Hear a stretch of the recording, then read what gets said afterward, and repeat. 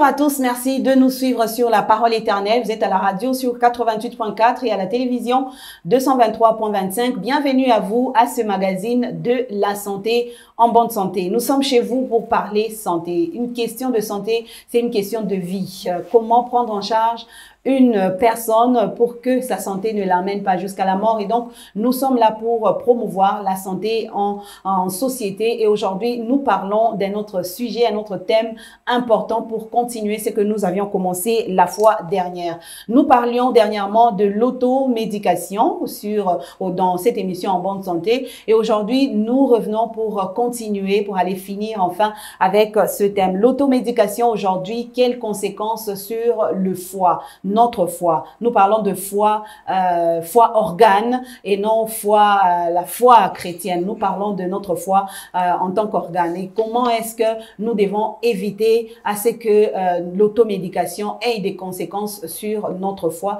Eh bien, nous parlons de cela avec notre invité depuis la fois dernière, le docteur Richard Chilombo, que nous accueillons. Bonjour et bienvenue. Bonjour, madame. Vous allez bien, docteur? Nous allons bien, vous? Ça va. Meilleurs vœux. Alors, meilleurs vœux à vous aussi. Merci. Avec vous aujourd'hui, avec tous nos téléspectateurs, nous parlons de l'automédication. Nous continuons notre thème aussi important. Et donc, aujourd'hui, nous voyons quelles sont les conséquences que l'automédication va avoir sur le foie si nous pratiquons, bien sûr, cette automédication que nous avons tant déplorée dans notre émission passée. Alors, pour commencer, d'abord, on va comprendre quelle est l'importance ou le rôle de cet organe, le foie. Est-ce que c'est aussi important de se mettre à réfléchir sur comment prendre en charge notre foie? Est-ce qu'il y a un rôle attribué à cet organe un peu plus particulier? D'accord, merci beaucoup pour la parole. Le foie est plus important et indispensable pour la vie. Et personne ne peut vivre sans le foie. Le foie, c'est un organe qui nous aide à métaboliser tout ce qui entre dans l'organisme, qui nous aide à détoxifier tous les poisons qui sont dans l'organisme et même tous les médicaments que nous consommons. Tout ce que nous consommons passe par le foie. Et cela nous pousse à dire également que le foie est beaucoup plus exposé quant aux poisons qui entrent dans l'organisme que tout autre organe que ce soit. C'est pourquoi nous devons prendre soin des foies, de notre foie, et nous devons protéger sensiblement les foies. Et donc tout ce qui est toxique qui entre, c'est géré par le foie ou enlevé par le foie. Effectivement, c'est le foie qui travaille tout, qui métabolise tout, et qui prend ce qui est essentiel et ce qui est toxique, qui neutralise la toxicité, et puis essaie à tout faire pour neutraliser et puis éliminer. Alors si je comprends, même les produits que nous prenons, qui ne sont pas censés être pris par nous, si c'est toxique pour notre corps, le foie va gérer ou va éviter à ce que ça cause des problèmes sur notre santé. Effectivement, il faut parler du fonctionnement du foie. Tout ce qui entre par la bouche passe par le foie. Okay. Donc, entre au niveau des intestins. Dès qu'il y a absorption, ça entre par la veine porte jusqu'au niveau du foie. C'est le premier organe qui reçoit tout ce qui entre par la bouche, c'est les foies. Et même pas seulement ce qui entre par la bouche, même en intraveineuse, tout ce que nous injectons, et passe par parce que le foie va travailler. Il y a des médicaments que nous ingérons de manière inactive qui, par métabolisme au niveau du foie, va activer ces médicaments pour être pharmacologiquement actifs et entraîner l'effet attendu. Et donc, c'est très important, cet organe. Effectivement, c'est très, très important et indispensable. Wow, indispensable au point où, si je n'ai pas de foie, je ne vis pas. Non, c'est impossible. Ou s'il ne fonctionne pas bien. Effectivement, c'est impossible. Cela veut dire que quand quelqu'un a un problème d'insuffisance hépatique, bon, comme nous parlons du foie, c'est ça le foie, l'adjectif lié au foie. Quand quelqu'un a un problème d'insuffisance hépatique, cette personne est sensible même aux aliments que nous ingérons. Il est très sensible, ça peut entraîner des complications. C'est par là on peut même évoquer les cas de cirrhose des foies. Okay. À un stade avancé, vous vous rendrez compte que la personne devient très instable, même sa santé devient instable parce que le foie est incapable de neutraliser ou bien de métaboliser tout ce qui entre dans l'organisme. C'est là qu'on parle des hépatites aussi. Effectivement, effectivement. D'ailleurs, l'hépatite, c'est de cela qu'on va parler ici, l'hépatite médicamenteuse. Donc, foie et médicaments. Alors, l'hépatite médicamenteuse, c'est quand on dit juste l'hépatite, c'est-à-dire l'inflammation du foie.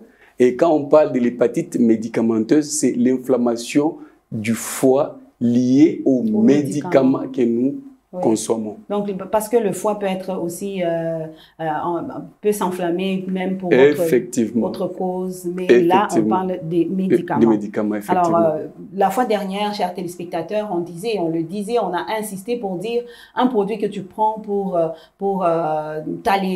te soulager, pour que tu sois soulagé d'une maladie, peut te créer un autre problème parce que seulement il n'a pas été peut-être bien pris ou ce n'est pas le bon médicament qu'il faut prendre pour une certaine maladie. Et donc, vous voyez qu'il y a beaucoup de conséquences comme ça sur certains organes, entre autres le foie, si on n'est pas informé, si on pratique l'automédication et sans l'avis médical, on ne peut pas prendre un produit quelconque. Alors, il est important, oui. Est-ce qu'il est important? Oui, il est très important de garder son foie en bonne santé. Alors, qu'est-ce qui arrive à celui qui n'a pas gardé le foie en bonne santé? Qu'est-ce qui arrive à celui qui pratique, par exemple, l'automédication, qui tombe dans ce problème, tout ce qu'on a évoqué ici?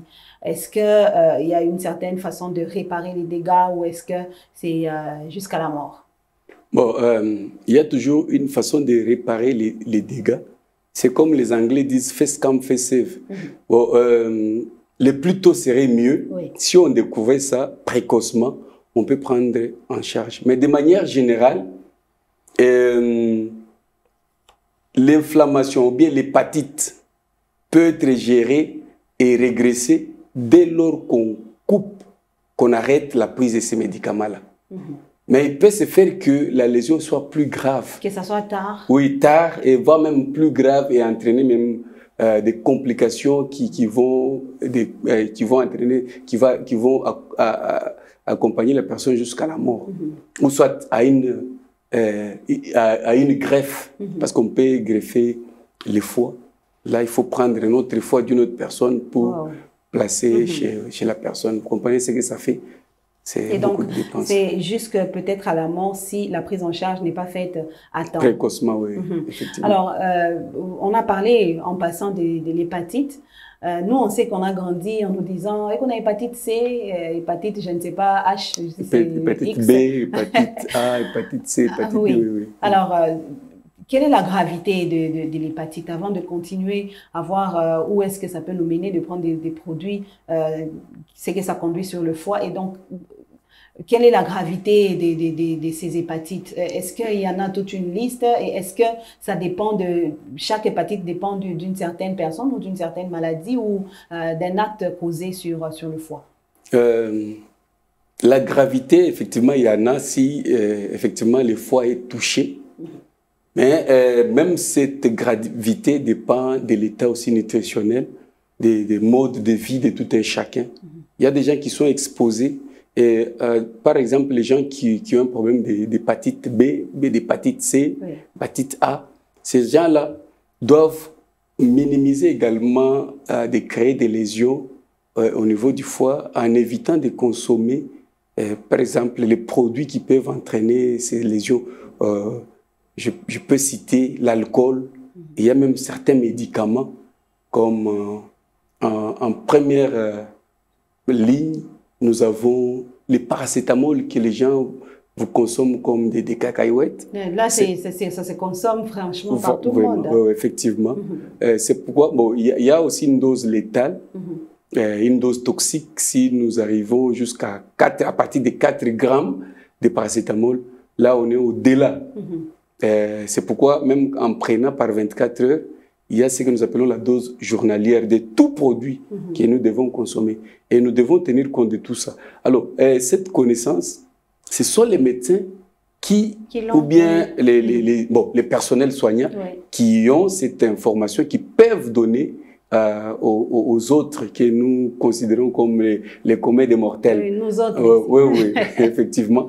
Ce sont les médecins qui peuvent donner cette éducation dans la prise des médicaments et consorts. Alors, il y a des produits comme ça, comme la paracétamol. Les paracétamol. Les paracétamol, oui. Waouh. Alors, il y a des produits comme ça qu'on prend parce que j'ai mal à la tête. Je ne suis pas obligée d'aller à l'hôpital. Mais est-ce que ça peut vraiment conduire à un problème aussi grave que celui-ci? Ou est-ce que c'est au fur et à mesure que je prends tous les jours, à tout moment, tous les jours, avec des doses qui ne sont pas les bonnes, que ça conduit à des problèmes? Effectivement, la toxicité est dose dépendante. Vous comprenez? Et au fur et à mesure, on est en train de prendre sans tenir compte de la dose. Et c'est le foie qui prend en plein fouet ces médicaments-là. Ou le mécanisme de transformation, mais le mécanisme métabolique peut être dépassé. Ce qui fait qu'il y a des molécules pharmacologiquement libres dans l'organisme que nous considérons comme sont des particules actives et qui ne sont pas liées aux protéines. C'est ces molécules-là, si elles sont nombreuses, peuvent déborder les mécanismes de tamponnement ou bien de neutralisation, et ça peut entraîner aussi des lésions. On parle du nombre sur le temps. Est-ce nombreuses par rapport au temps? Effectivement, oui, par rapport au temps. C'est ce que j'ai dit, c'est dose dépendant. C'est par rapport au temps. Dose cumulative. Et au fur et à mesure, nous sommes en train d'avancer. Et peut-être au début, là, bon, d'ailleurs, ça s'installe à long cours, pendant très longtemps, avec de manière asymptomatique, et c'est en train d'avancer. Ça peut arriver même à 50% de destruction des hépatocytes. Ça, ce sont des cellules du foie qui nous aident à métaboliser tout ce qui entre. Alors, si c'est au-delà, si c'est à 10%, 20%, peut-être on ne sentira rien. Mais au fur et à mesure, on est en train de consommer ces médicaments hépatotoxiques. Ça peut entraîner des lésions progressives jusqu'à atteindre un certain pourcentage et s'exprimer. Quand ça commence à s'exprimer, que la personne néglige, là, la personne va continuer à prendre. Et au fur et à mesure, c'est le pourcentage qui se gagne, qui s'accumule, et la lésion continue à progresser jusqu'à atteindre, par exemple, 70% et 80%. Vous voyez, imaginez un peu à 80%. Je m'excuse, à 80%, là, ça devient encore plus grave. Quelle est l'hépatite la plus grave, si c'est une hépatite? Quelle est l'hépatite la plus grave? Bon, toutes les hépatites sont graves. Bon, comme ici, nous parlons de l'hépatite médicamenteuse. Mais s'il faut parler de l'hépatite virale, par exemple, hépatite A, hépatite B, hépatite C, voire même D et autres, on considère souvent l'hépatite C comme plus grave, suivi aussi de l'hépatite B. Mais à l'heure actuelle, il y a même des traitements de l'hépatite C. Il y a même des vaccins. Mais quant à l'hépatite B, jusqu'à aujourd'hui, il n'y a pas de traitement. Et la prise en charge est à vie. C'est-à-dire... Un peu comme le VIH. Voilà. Et c'est l'une des molécules des antirétroviraux du VIH qu'on utilise dans le cadre de l'hépatite. Wow. Mais on semblait négligé. Pour quelqu'un qui ne connaît pas, il va dire hépatite, tout catapita. Non, il ne faut jamais négliger. Parce que, vous voyez, d'abord, au départ, l'hépatite, les virus de l'hépatite sont en train de détruire les cellules des hépatocytes. Et associés à certains médicaments ou associés à l'alcool. Parce que l'alcool aussi, c'est un destructeur des hépatocytes. Et si on associe, vous voyez, on multiplie x2 les risques, voire même x3 les risques de manifester les signes de l'hépatite B, de l'insuffisance hépatocellulaire. Est-ce que l'hépatite médicamenteuse peut créer l'hépatite virale, les autres hépatites? Non. Ça ne peut pas créer parce que ça, c'est une autre cause. Et l'autre, là, c'est une autre cause bien connue. Oui. Alors, vous avez besoin de poser votre question, réagir. Peut-être tout de suite, on ne va pas vous répondre, mais au prochain numéro, vous aurez la réponse à votre question. Alors, donc, vous composez le numéro qui affiche au bas de l'écran pour ceux qui nous suivent à la télé. Et pour ceux de la radio, 081 471 61 06. 081 471 61 06. Si vous avez besoin de poser votre question ou vous avez une préoccupation, peut-être cette maladie vous tourmente où vous vous posez encore la question, est-ce que c'est l'hépatite ou pas? Comment faire pour prendre en charge? Est-ce que vous avez besoin de voir ou de rencontrer le docteur Richard qui est avec nous comme invité aujourd'hui? Alors, vous vous appelez ou vous écrivez à ce numéro et nous, on va juste vous orienter. Merci de nous suivre sur La Parole Éternelle. On est en train de parler santé En Bonne Santé, notre magazine de la santé. Et nous parlons des conséquences de l'automédication sur le foie, notre organe, le foie. Aujourd'hui, nous découvrons surtout l'importance de notre foie que peut-être que nous négligions dans le temps. Mais aujourd'hui, sachez que le foie est très important et il est indispensable à la santé de l'homme. Comment donc remédier à une maladie causée par l'automédication, les conséquences de l'automédication? Comment est-ce que nous pouvons y remédier? Comment nous pouvons réparer les dégâts causés par l'automédication sur notre foie? D'accord. La première des choses, c'est d'abord d'arrêter avec l'automédication. Ça, c'est la première des choses. Oui.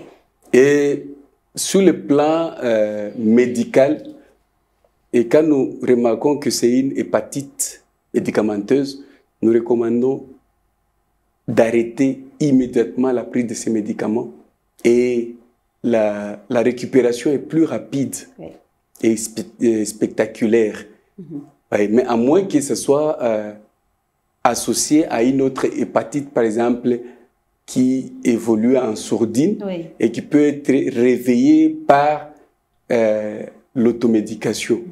Alors, dans ces cas-là, nous recommandons toujours d'aller voir son médecin, et c'est beaucoup plus à l'hôpital où on prend en charge, mais pas dans des pharmacies, oui, ou bien au téléphone. C'est ça le problème. Parce qu'il y a les examens des laboratoires que nous faisons pour évaluer la fonction hépatique, les degrés de fonctionnement du foie. Et sur base de ça, qu'on peut même classifier les degrés d'atteinte, bien les stades d'évolution de cette hépatite. Mais il y a quand même de l'espoir. Oui, il y a de l'espoir à un stade moins avancé, de début, oui. Oui. Au début, oui, on peut récupérer, comme je l'ai dit tantôt. Et d'ailleurs, la première des choses, les signes liés à l'hépatite médicamenteuse, ce sont des signes vulgaires, banals, qu'on peut rencontrer même dans d'autres pathologies. Cette fois, c'est ce qui crée la confusion. Par exemple, des nausées, des vomissements, oui, et il y a des fièvres, mais rarement on peut arriver jusqu'à l'ictère. L'ictère, c'est cette coloration jaunâtre des téguments, des yeux, de la bouche, même des mains, tout consort. Et ça, c'est déjà un stade avancé qu'on doit éviter. Alors, comme l'autre fois, on l'a dit, est-ce qu'on doit éviter l'automédication seulement sur des personnes aussi particulières? On y revient aujourd'hui pour voir maintenant les conséquences qu'on peut causer, qui peuvent être causées sur le foie. Est-ce que seulement pour les personnes, par exemple, vulnérables comme les enfants? Est-ce que seulement pour les femmes enceintes ou seulement pour les personnes âgées qu'on doit éviter de prendre des produits qui peuvent nous conduire à la mort? Bon, moi, je suis en forme, je ne suis pas enceinte, je ne suis pas enfant, je ne suis pas vieux. Un homme peut se dire, bon, parce que je ne le suis pas, alors je peux prendre ce que je veux du moment où ça me soulage. D'accord. Non, mais ça concerne tout âge, toute personne. Parce que l'automédication n'a pas de conséquences que pour les âges extrêmes, oui, l'enfance ou bien la vieillesse, non. Même nous, les jeunes, nous pouvons creuser, oui, notre propre tombe avec nos propres dents. C'est comme on le dit. Ah, oui. Alors, nous devons prendre soin de notre organisme, éviter l'automédication. Aujourd'hui, là, on peut atteindre les médecins, bien un personnel soignant, même au téléphone, il peut vous orienter juste pour un traitement symptomatique en attendant que vous les voyez et puis il entre en profondeur pour faire d'autres examens et puis déterminer ce qui dérange. Donc, et les adultes, et les enfants, et les vieillards, tous sont concernés.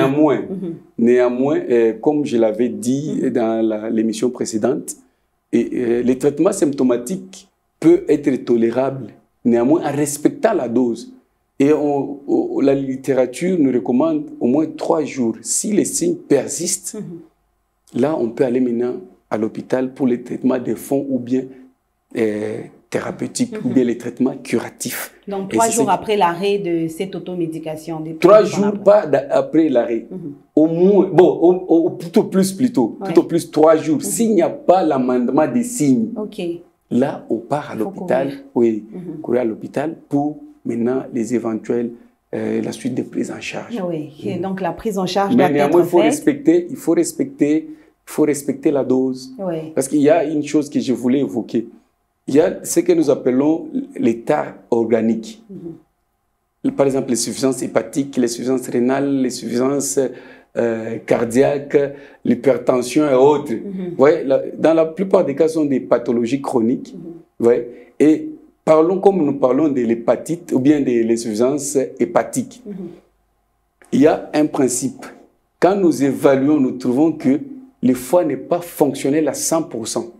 Il y a deux possibilités, parce que chaque médicament a une durée de vie dans l'organisme, ce que nous appelons demi-vie. Vous voyez?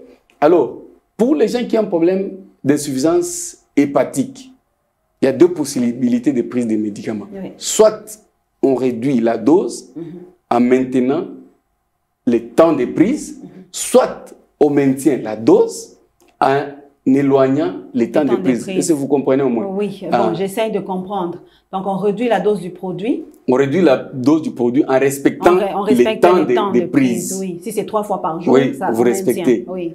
Tout en réduisant la dose. Oui. Soit vous maintenez la dose tout en espaçant grandement. Au lieu de 3 fois, on peut aller même à 2 fois, voire même une fois. Parce qu'on suppose, on se dit, l'élimination, comme je vous ai dit, le processus métabolique, c'est un processus d'élimination.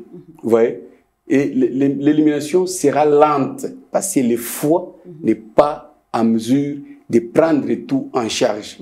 D'où il y aura une cumulation des particules pharmacologiquement actives qui sont libres. C'est ça, les particules qui sont libres, qui sont pharmacologiquement actives, qui peuvent entraîner des lésions et des lésions graves. Oui, effectivement, des lésions graves jusqu'à la mort. Alors là, on parle de l'automédication. Là, donc, un homme qui décide de prendre lui-même le produit. Et parlons de l'hépatite médicamenteuse, sans parler de l'automédication. Alors, cette hépatite peut aussi être causée par un produit. Est-ce que ça peut être causé par un produit qui est prescrit par un médecin, mais on ne sait pas si c'est bon pour la santé de la personne? Est-ce que là aussi, on va parler, parce qu'on ne parlera pas de l'automédication, la personne a respecté, couru vers les centres médicaux, mais c'est le médecin qui prescrit un produit qui n'est pas bon, mais qui va léser le foie.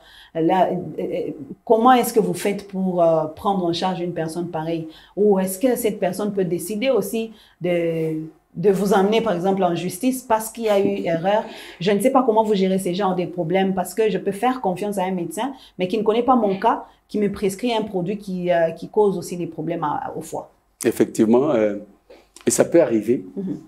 Un médicament prescrit par un personnel. Bon, parlons en termes de personnel soignant pour ne pas discriminer. Il n'y a pas que les médecins, effectivement. C'est beaucoup plus ici chez nous, mais ailleurs, ce sont les médecins qui prescrivent.